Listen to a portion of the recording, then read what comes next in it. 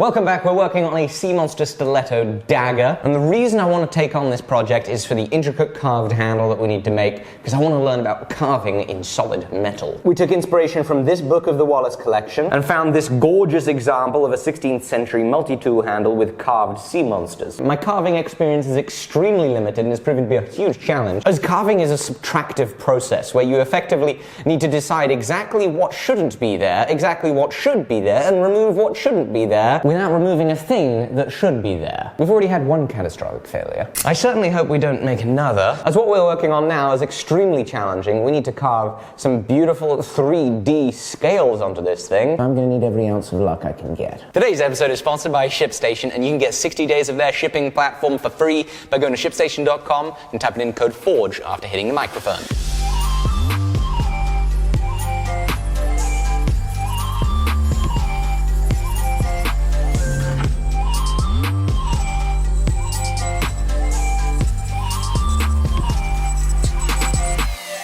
So when I started up here, it was one thing. You know, I had plenty of space to make our little scales, but the further down this thing I go, the more and more difficult it is, because the rate of radius is so much more. So as I'm trying to draw across something to make a line, it's not just like drawing on a piece of flat paper, no. It's through a microscope with terrible depths of field. I've got to keep the burr going across and then down into these little valleys. Carving is difficult. I've got my first step on the scales down, I have outlined everything, but it is still horrendously rough. So I'm now gonna go back in every single line and tidy it up.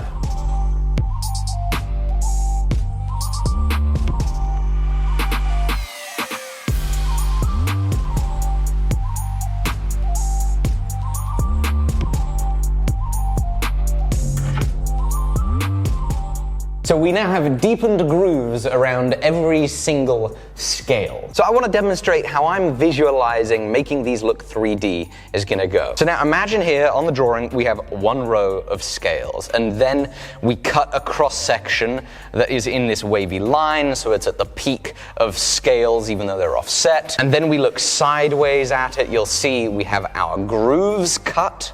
And our next step to give it the 3D look is to come in with a ball burr and remove all of this material behind the line. And that is hopefully how we make these scales look 3D and realistic. Now here's the thing, just because I've drawn this on a whiteboard doesn't mean I'm actually very confident. In fact, if you will have a look at our confidence chart, a pro who's experienced at this might be up here with this, with his plan of attack. Me, I'm actually down here. So I'm very unconfident about how this is going to play out.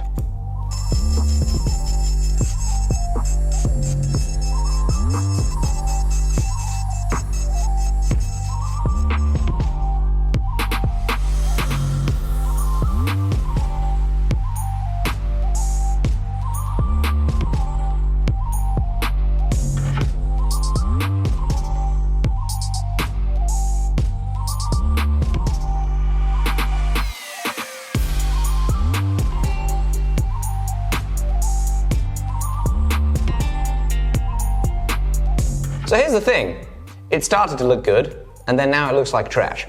So fingers crossed, that's just part of the sculpting process, and we're able to clean it up. I would like you all to refer to me now as glitter steel, as I am covered in fine bronze dust. All of these little burr shavings, well, sometimes they're really sharp and they get stuck in your hand. So when I was working with steel, I was constantly plucking out steel splinters, and now I just have bronze splinters inside my left hand, which is just so annoying. You'll see in trying to make these scales 3D, they've lost a lot of definition.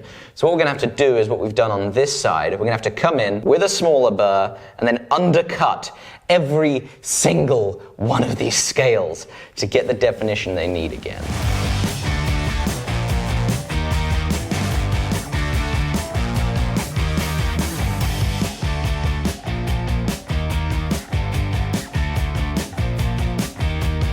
We've made our undercuts, which means on the cross section it's now looking like this, groovy. Does that make sense? Like slightly mildly funny, like a 2 out of 10? I'll take a 2 out of 10. But the handle on the blade and that texture from the scales is rather awesome. But here's something else I've noticed. This poor guard must be feeling rather unloved because we haven't given it some attention in a while. I'm exhausted with staring at this handle, so let's see what we can do to this.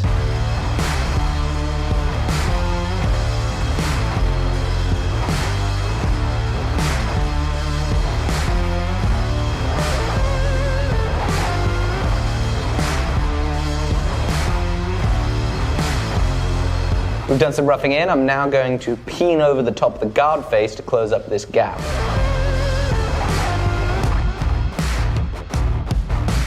I've got to say, I am so much worse at fitting up guards than Will is. Oh my goodness, this looks like garbage compared to his work. Oh no! I just took the needle file right into my finger. I'm so bad at fitting up a guard. This is going really badly. I am going to take a file guide and see if I can do at least one smart thing, which is going to be evening up this tang shoulder.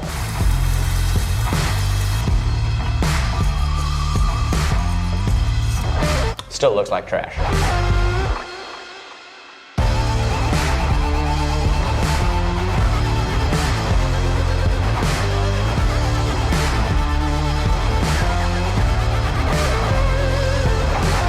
All right, a little peening, then a little grinding over the peening. Fit up is much better. Not perfect, but better.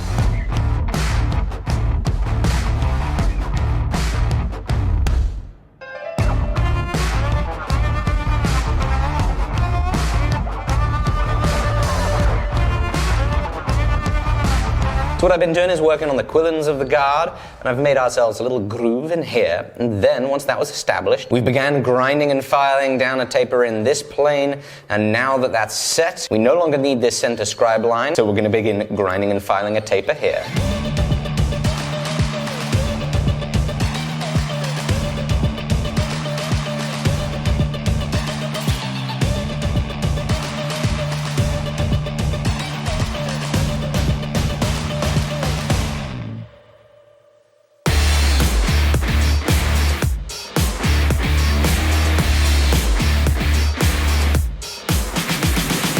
I've made more progress, we've made 2 balls, and the whole thing is ready for hand sanding.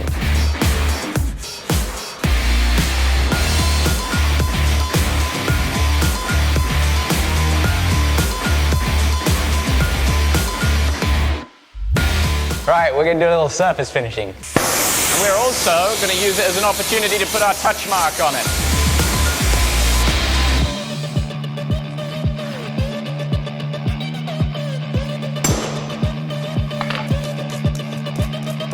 While the guard cools down, we need to put a tip on our blade and get it hand sanded.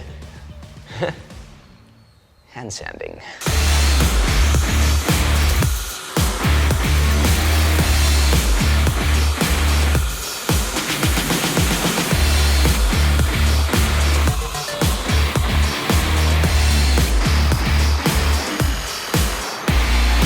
Interestingly enough, the wood is burning.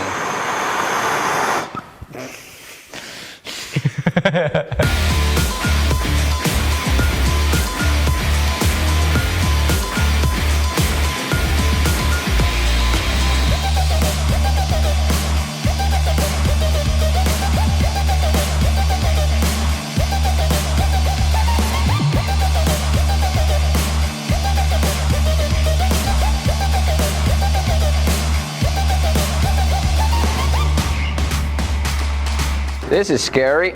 Oh, that doesn't look good. This might be, wait for it, don't break the blade. Okay, I've got to heat it up. Wow, well, we tempered the blade well, it's bending. Okay, there we go. Now I can say what I was going to say. This is my new favorite way of fixturing a blade for hand sanding, little hot glue. The tip that I can now pass on to you, however, is don't use as much hot glue. Hold the phones for a second, though.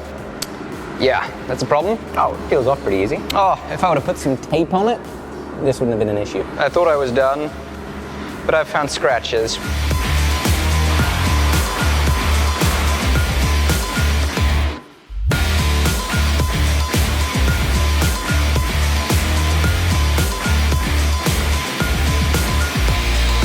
We have the blade hand sanded. I'm fairly confident that tomorrow we'll get this thing squared away, Now you remember I used this file guide to square up the tang? Well, the way the team that operate the Alec Steele Co. store got that to me was by using a very special bit of shipping software called ShipStation. I know there's a lot of you guys out there that are running a business and still have this big annoying bottleneck in the way of your productivity and money-making activities, which is shipping. It's stressful, it's boring, it's slow, but it doesn't have to be that way. You no longer have to drive to the post office. You no longer need to handwrite on labels. You no longer need to be copying and pasting addresses from one tab into the next tab. With a platform like ShipStation, it's easy. They connect to almost all website building platforms like Squarespace and many others. All of your orders get synced in, and then with mere clicks of a button, you've selected which carrier to use and you've got the label printed and the package is on its way. You can use ShipStation's powerful automations to mean that shipping really is a one-click operation. Any member gets access to the incredible shipping rates they've negotiated with major carriers. You can connect your own carrier accounts, and you can even schedule USPS pickups